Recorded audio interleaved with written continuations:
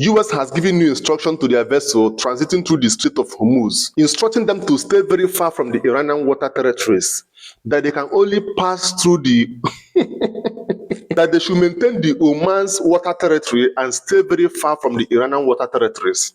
According to this report, the US Department of Transportation Maritime Administration updated its warning to Americans' flagged vessels to remain as far as possible from Iran when transiting the waterways of the country's coast to avoid being targeted by the regime's navy. This advisory went ahead to instruct the US vessels that it is recommended for the US flagged commercial vessels transiting this water remains as far as possible from Iran's territorial sea without compromising navigation safety.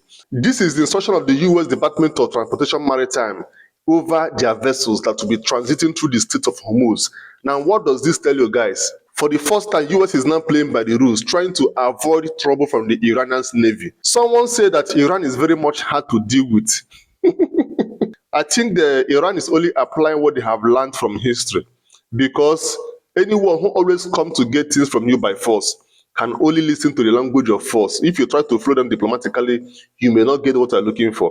Now, following the previous two vessels that were seized from the United States in the Strait of Hormuz by Iran's navy with their gunboat and helicopters, now United States is being more careful in transiting through the Strait of Hormuz. They now decide that whenever their vessels are flying that route, that they should stick very close to the Oman's waterways and stay very far from the Iranian's navy, just to ensure that they don't go into any kind of confrontation with the Iranian's forces. Guys, what have you learned so far from what is happening between Iran and the United States, following what is happening in the Strait of Hormuz and the entire Middle East?